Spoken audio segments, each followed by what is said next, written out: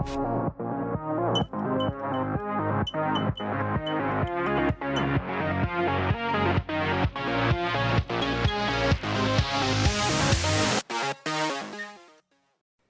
YouTube, welcome back to the Valera Boys.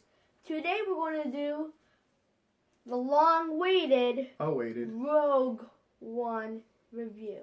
Alright, so we went to see Rogue One on Thursday night with a bunch of friends, and we were not disappointed. It was phenomenal, amazing, excellent, better than the 3 prequels, better than Force Awakens in my book.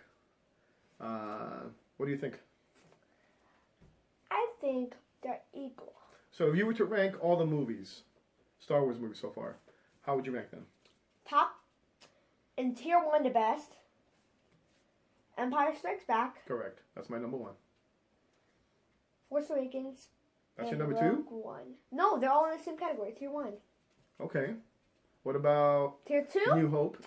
Tier 2 is New Hope and Return of the Jedi. Okay. And then those prequels that we kind of... And then the first 3 are the rank 3, which is the lowest. Yeah, I don't really like the first What 3. do you rank yours in tiers? To me, the best one is Empire, then New Hope. So by ranking them together in the group.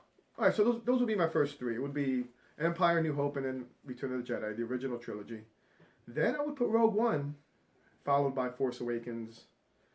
And then if I had to rank the 3 prequels... Before? Probably Revenge of the Sith, Attack of the Clones, and finally, unfortunately, Phantom Menace. Hashtag no Jar Jar. Anyway, so about Rogue One. The way we're going to handle this review is we're going to talk about the movie without spoilers for the first part, and then we'll give you guys a warning. Not to watch on because there's going to be spoilers. If you haven't seen it, not to keep watching, because we will be talking about spoilers, and we'll give you a little bit of a countdown, so you can shut off the video and then come back to the video when after you guys have watched Rogue One. So about Rogue One, without spoilers at first. The action was phenomenal. The director, Gareth Edwards, he had directed a small movie called Monsters. Lucas hasn't seen that movie. And then he did Godzilla. And then his third movie is Rogue One. That's a pretty awesome trajectory, if you ask me. He handled the action very, very well. We love the fact that they went to new locales and all the characters that were introduced were really cool. And we're going to talk about more about those characters in the spoiler part of our review. It did drag a little bit in the middle, in the second act, but the third act made up for it in spades. It was really good. What do you think about the movie without spoilers? First, I have to say the frames of the movie were good, and also the quality, like it won't be like pixely, fuzzy, smudged. It was very good, and also I'm gonna say it was amazing. What about the music? The music was awesome. Beyond. The cool thing about the music, though, is like they played around with the themes from the original movies, from John Williams' score. So it was recognizable, yet different, if that makes any sense. So you heard some of the themes inside. He's dancing. He heard some of the themes during the movie, but then there were variations on the themes, and they were incorporated into other songs. So, here's what we're going to tell you, that if you have not seen the movie, pause here. Remember to come back after you've seen the movie, because now we're going to talk about spoilers. We're going to talk about some pros, some cons. We're going to do a top 3, my top 3 favorite parts of the movie, Lucas's top 3 favorite parts. And we'll see you after in a few. Bye.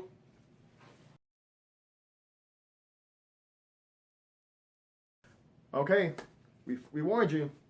Spoilers.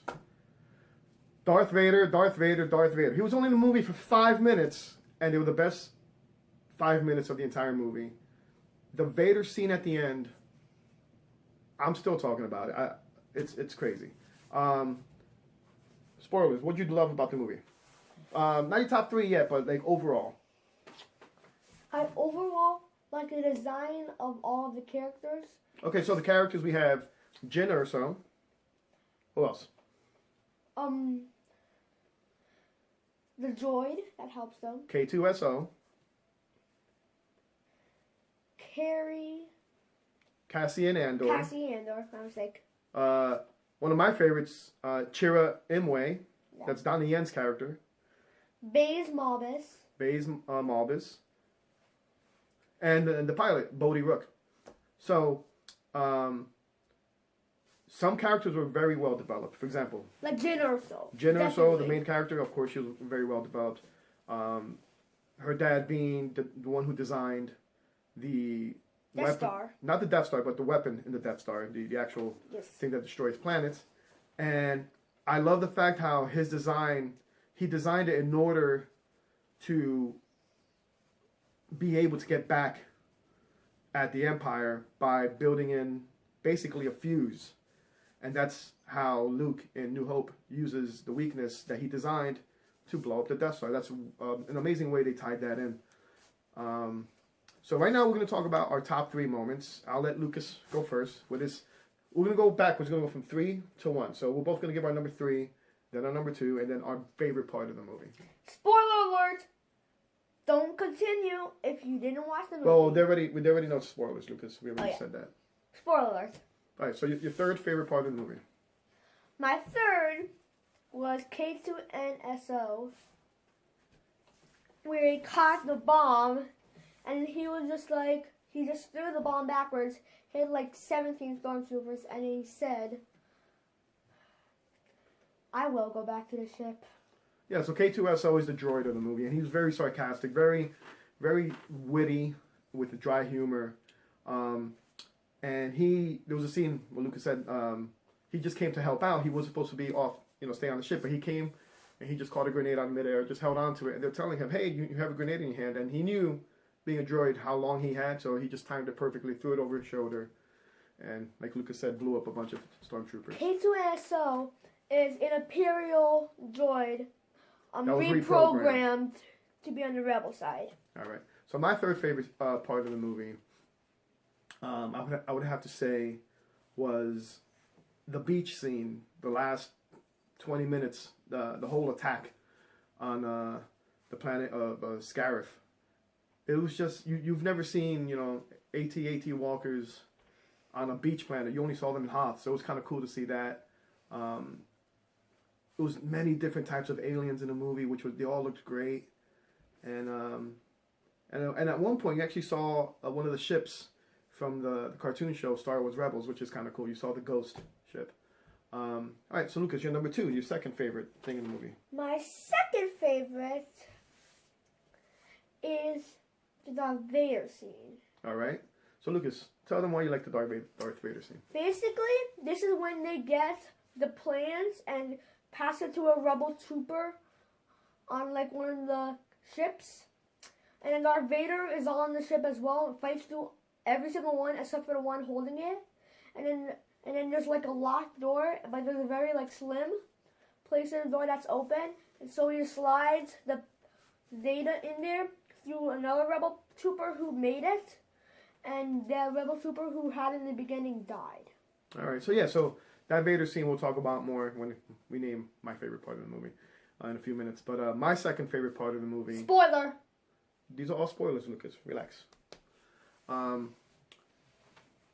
second favorite part of the movie was when Donnie Yen's character, Chirrut Imwe, he comes upon about 10 to 12 stormtroopers. And he's a blind Jedi Force user. He's not a Jedi, but he's a Force user, meaning he's in touch with the Force. And his partner in crime basically was Baze Malbus, and they were on the Jedha City, where it was a fallen Jedi temple, and the Empire was mining it for kyber crystals, which are used to power the Death Star weapon.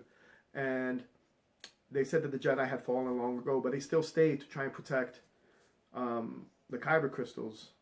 So the scene was where Jyn and Cassian are in the city as well, and they come upon a bunch of stormtroopers, and he just taps into the Force, and he's blind, and he just destroys them, and it was great. And then after he destroys a bunch of them, reinforcements come, and it's about 8 of them, and he hears them, but there's nothing he could do. And then, but luckily his friend Baze is there, and Baze is an expert marksman and takes them all out. It was a really awesome scene. Right before that, though, that's when K2SO threw his grenade. So Lucas, your favorite part of Rogue One? This is the biggest spoiler of them all. Jyn Erso and Cassian Andor on the beach after the battle, when they delivered the Death Star plans. They couldn't make it out of the planet, and so they went to the beach, and in the final moment, they kissed and died at the same time. Or did they kiss? I don't think yes, they did. I think they hugged. No, they kissed and hugged. Maybe you thought they kissed. They kissed and hugged. And they died. So, yeah, it was a beautiful moment. They're by on the beach. Death Stars, their mission is weapon. complete. The Death Star had started attacking that planet. Not to blow up the entire planet, just a little section of it, because it wasn't fully functional yet. And the concentric circle from the explosion just keeps spreading and spreading and spreading. So they're at the beach. They know their mission is done, and they see the explosion coming. They can't make. They hug and they know they can't make it off. They hug, knowing their mission was complete. And they kiss. And it was a noble sacrifice. And going into the movie, I assumed that all the characters were going to die, and they did all die. I assumed that because you don't see the same characters in A New Hope, which this movie, by the way, literally you could splice Rogue One and A New Hope together, and where Rogue One ends, it's about 10 minutes before New Hope starts. It's really cool how they tied that in together. So my favorite part of the movie, my number one, is Darth Vader finally making it onto that rebel ship, looking for those plans, and you finally see Vader being Vader. You finally see Darth Vader in his full glory. He's a master of the Force, and he just decimates, I would say, about 15 troopers. Hold on. And at one point, he Force chokes one guy, and then he lifts him up to the ceiling. He's holding him there, and as he's holding him there, he's catching laser bolts and sending them back. And then he remembers, oh yeah, I have this guy near the ceiling, and he just throws him at it was just crazy. And then he did a move where he used the Force to get rid of all their weapons, so all the weapons flew past him, and he just started slicing and dicing. And then the plans were passed to the next compartment, and then that guy gets killed, and then Vader makes it to the next compartment, and finally they get to plans to the ship, to the Corellian, was it? No, not Corellian, I'm sorry. To the Corvette, and that's where Princess. That's when one of the troopers unlocks the Corvette, and it takes off, and Vader just stands there looking at it, and it's the same Corvette that you see in the opening scene of A New Hope being chased down by the Star Destroyer by Vader. And a cool cameo was you see Princess Leia get the plans. Obviously, it wasn't Carrie Fisher. They did a lot of CGI with they had a CGI Leia, and they had a CGI Tarkin. The actor who played Tarkin, Peter Cushing, he died years ago. He was pretty well done. There were some parts of the movie where he looked a little fake. Not too much, not too bad, but it was amazing to see that. Leia looked spot on. So that's my favorite part. So, rating this movie from 1 to 10. So, 1 to 10 what? Let's rate it. Death Star. Again? I could just use Death Stars again. Because it's about a Death Star. Alright, so on a scale of 1 to 10, I would give this a solid 8.5 Death Stars. 9.5. Whoa. 9.5 Death Stars from Lucas. So, we highly recommend it. It gets the Valera Boys stamp of approval. And we hope you enjoyed our content. If you did, please give us a like. If you haven't subscribed yet, please subscribe.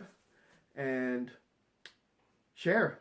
And if you have a comment, leave a comment. How you think we can maybe improve our videos. We only have been doing this for a week. And we only did 4 episodes. And also, believe it or not, today we just hit 100 subscribers. Thank you so much. we're blown away by that. We when we started last week, we assumed that maybe after a week we might have 10 subscribers, maybe 10 or 15. To the fact that we have 100 subscribers is kind of crazy, and it's humbling. We were very appreciative, and it made our day today when we saw that. High five. Speaking of your number one, Darth Vader is a mastermind, a lightsaber wielding mastermind person of death. Okay, lightsaber wielding mastermind of death. Of death. Can it get any better than that? I don't think so. See you next time. And may the Force be with you.